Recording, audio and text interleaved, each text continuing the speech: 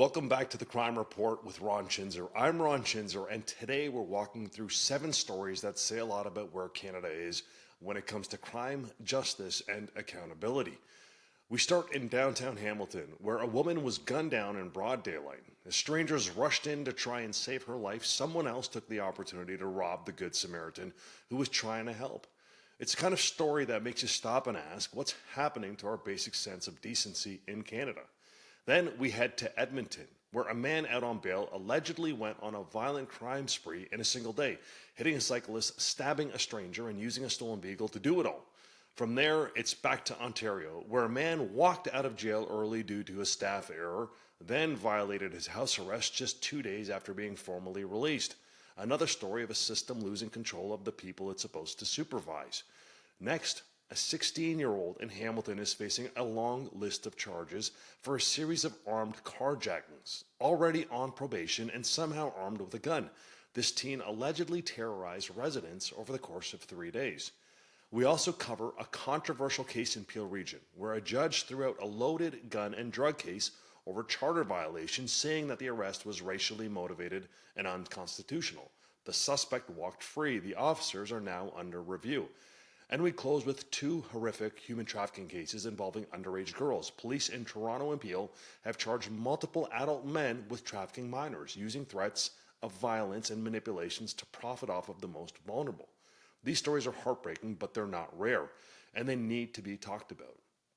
These aren't just headlines, they're real people, real lives, and real consequences.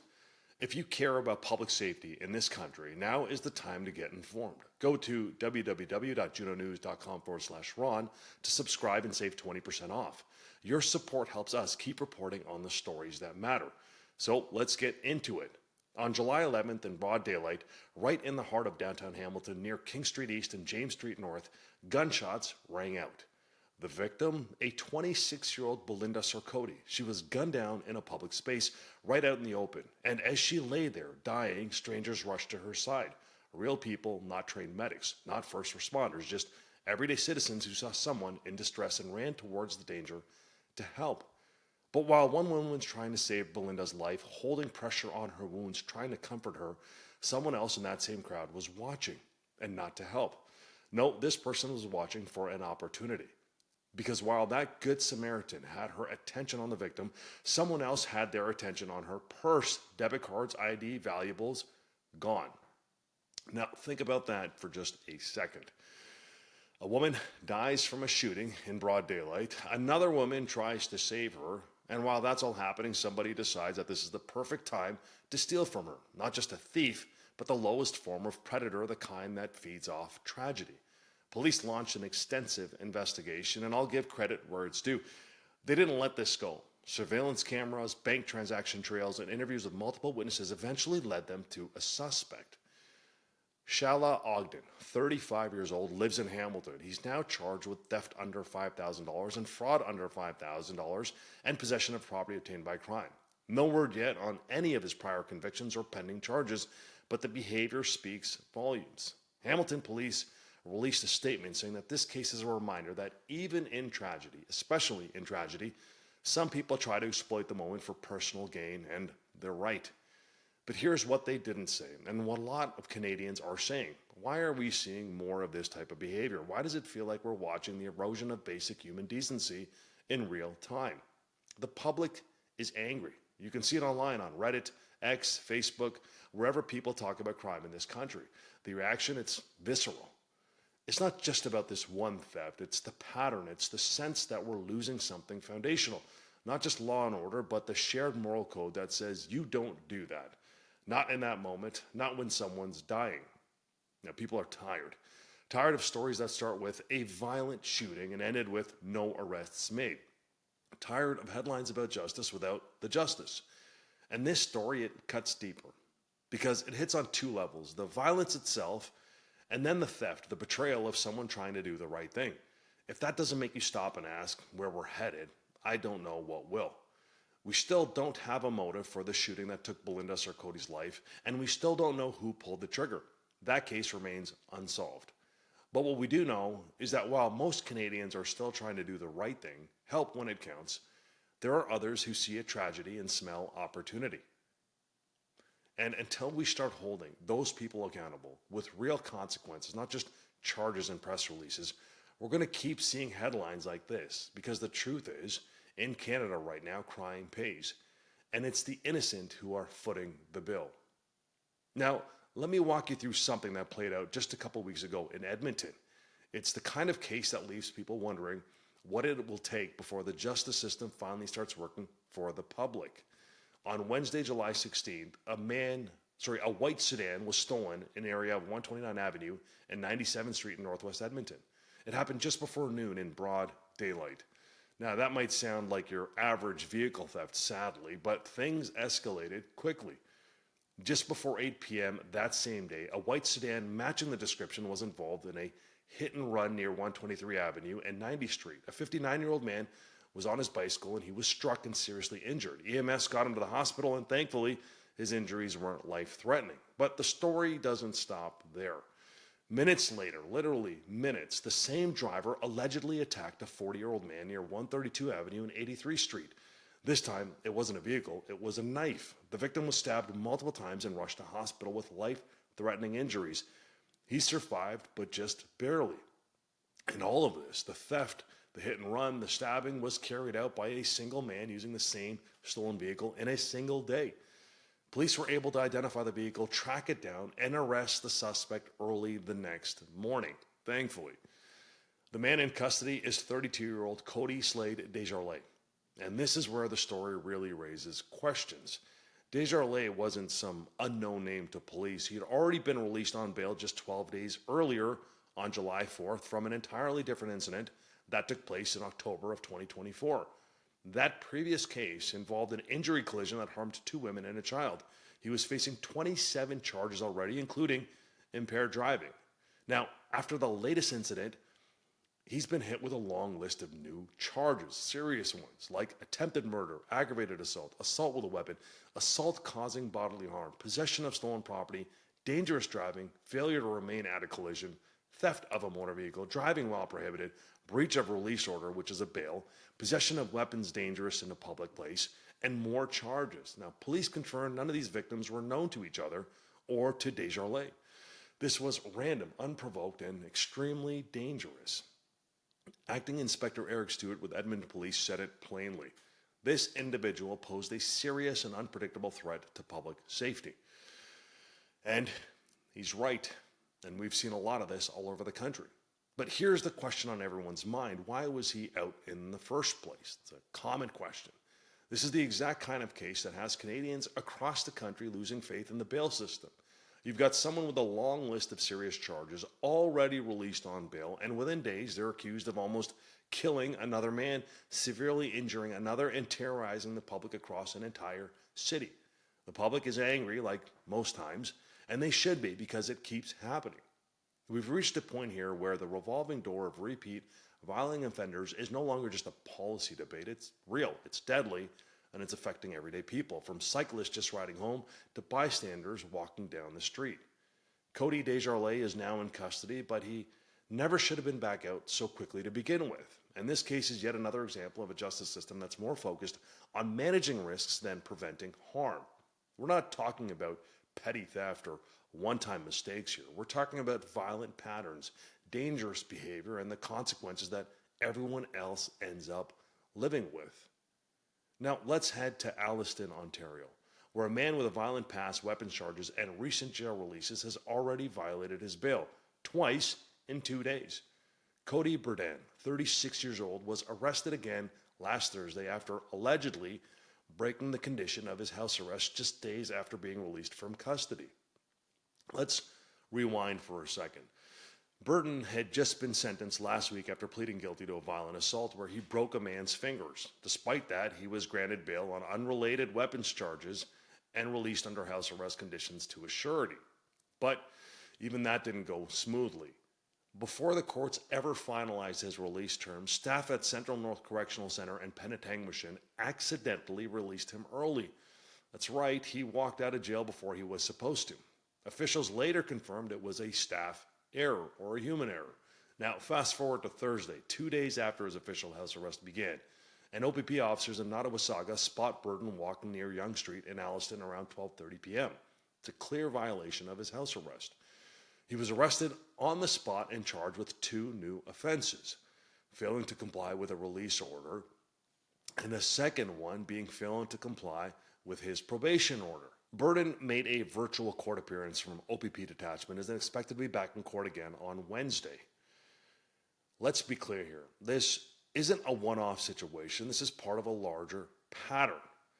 Cody Burden was already facing weapons charges. He'd already pled guilty to breaking a man's fingers. He was already on probation. He was then mistakenly released early from jail, and within 2 days of being put on house arrest, he's back out in public, breaking the terms of his release. This raises another serious question. What's the point of a release order if it's not enforced? It's not just the public asking that question. Even police are frustrated, and we've heard it from all over the country. Because in many cases like this, officers arrest the same individuals again and again, often for violating the same conditions they were already trusted to follow. And the burden keeps falling on the frontline cops, communities, and victims to deal with the fallout. To add to this story, Cody Burden's older brother, Daryl Burden, also known as Kenny, is also facing multiple serious charges of his own. Those include drug possession and breaching his own release orders. Now, to be clear, none of these allegations against either brother have been proven in court, but the repeated breaches and arrests suggest a pattern of non-compliance and disregard for judicial conditions. This is what so many Canadians are frustrated with right now. It's not just crime, it's the lack of consequences. When someone gets released with strict conditions and ignores them within 48 hours, what message does that send to everybody else? When someone is mistakenly released from jail, and so far nothing changes in the system that let it happen, what confidence should the public have? These aren't isolated stories, sadly. They're becoming a routine. And until there's meaningful accountability for repeat offenders and the systems that enable them, we're going to keep seeing cases just like this pop up. Now, this next story, it's out of Hamilton, and it has a lot of people talking. It involves a teenager, just 16 years old, now under arrest for multiple armed carjackings, all within a matter of days. According to the Hamilton Police Service, the 16-year-old boy is allegedly behind 4 armed carjackings that took place between August 3rd and August 5th, and each one was violent, threatening, and unpredictable. The first happened on August 3rd. Someone was trying to sell their car and ended up being robbed at gunpoint. Later that same evening, police say the same teen approached a man at his home, pointed a gun at him, and threatened to shoot. That man managed to run away safely. That same night, a third incident. Police say the teen stole another vehicle at gunpoint. Now, officers later recovered that vehicle. Then, on Tuesday, August 5th, there was a 4th carjacking in central Hamilton. Again, police allege a firearm was used. Officers spotted the stolen vehicle, tracked it, and were able to arrest the 16-year-old male.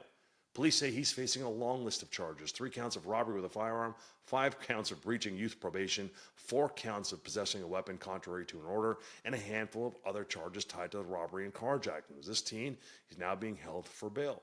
But let's take a step back here. This young man is already out on youth probation, and yet, according to police, he was committing violent gun-related crimes in rapid succession. So the question Canadians are asking is fair. How does a 16-year-old on probation get a firearm and go on a 3-day armed crime spree without being stopped?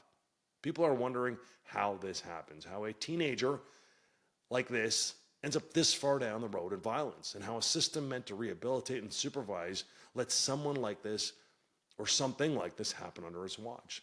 We always hear about root causes, and yes, they matter, but so does accountability. So does protecting the public.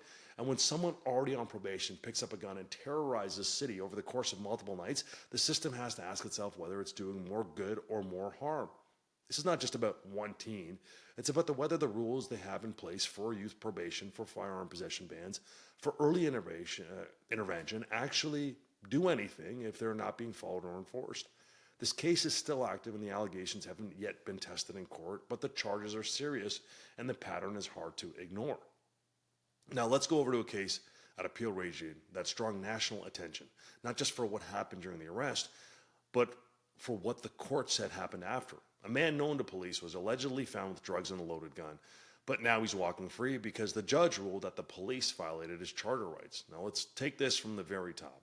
In November of 2022, Peel police came across a black BMW parked outside a building in Brampton known to police for human trafficking and drug activity. Inside the car was Boise Alexander Murray, a 41-year-old man with past convictions for manslaughter from 2007. Police say the vehicle was flagged, Murray was known to them, and he refused to step out of the car for a sobriety check. That interaction escalated.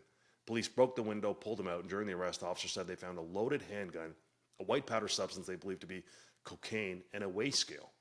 To police, this was a high-risk, high-threat situation. The suspect was armed, known to be dangerous, and sitting in a car tied to criminal activity. They made the arrest and charged him with 8 offenses, including firearm possession, obstructing police, and drug trafficking. But here's where things get complicated. In court, Ontario Superior Court Justice Faisal Mirza ruled that the entire arrest violated Murray's rights under the Canadian Charter of Rights and Freedoms, specifically Section 7 through 10. He found that the police unlawfully detained Murray, failed to tell him clearly why he was being detained, delayed his access to legal counsel, and used excessive force when they pulled him from the car and used a taser multiple times, including, as the court noted, once in the genital area. The officer said the taser contact in the area was unintentional. Now, let's pause here and break that down into real layman's terms. Under Canadian law, you have the right to know why you're being detained. You have the right to speak to a lawyer immediately, and police must inform you of those rights the moment you are detained or arrested. And the force used must be reasonable based on the threat level and the circumstances. And Justice Mirza ruled that all of those rights were breached, and he went a step further, stating that racial bias influenced how the officers handled the arrest. He said, quote, "The police misconduct was influenced by anti-black racism. The total misconduct amounts to racial mistreatment."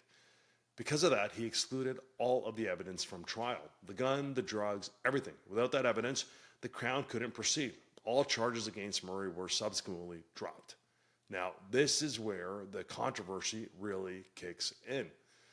The Peer Regional Police Association, which represents frontline officers, is furious. Their president, Adrian Woolley, says this wasn't about race, this was about protecting the public from an armed and dangerous suspect. He said, and I quote, "I'm uncomfortable with this. The officers were engaged in a lawful apprehension of an armed and dangerous individual acting decisively to protect the safety of the public and themselves." Woolley says the officers followed their training, responded to a real threat. Instead of being supported, they've been put on trial themselves, while a man caught with a gun and drugs is now free. He also raised a concern that if a judge has a history of a criminal defense lawyer and had conflicts with the police services in the past, maybe they should recuse themselves from cases involving that service. That suggestion wasn't supported by any formal complaints in this case, but it shows the growing tension between the courts and the front lines. From the judge's side, the argument is clear. If police break the law to enforce the law, it undermines the entire justice system. The court said that even if there was real evidence of a very serious crime, admitting it would bring the administration of justice into disrepute, that means that the damage to the public trust in the courts would be more than letting the evidence go. From the union side, and from many officers across the country, the argument is this: if a known violent offender, allegedly armed and carrying drugs, gets let go because officers miss steps under pressure, how are you supposed to do your job? What incentive is there to intervene at all? It's a difficult balance. The Charter exists to protect everyone's rights, including yours and mine. But when the rules get applied in ways that seem to reward repeat high-risk offenders, the public starts to lose confidence. As for Peel Police, the service says they're reviewing the decision and under internal policy have referred the case to their Professional Standards Bureau. That means an internal investigation is now underway. Woolley says that the officers deserve a commendation, not scrutiny. They could have just walked away and let the car go, but they didn't. They did their jobs. They got a gun and drugs off the streets, he said. They should be commended, not labeled. This was good policing. Well, a judge disagreed. So here we are, once again watching the clash between law enforcement, the courts, and the Charter. It's not new, but it's happening more often. And whether you're a cop, a civilian, or a courtroom observer, one thing is becoming harder to deny. We've created a system where even when the police do their jobs, they risk being the ones held accountable while offenders walk. We'll be keeping a close eye on this one to see if there's any fallout from this case, both locally and across the province.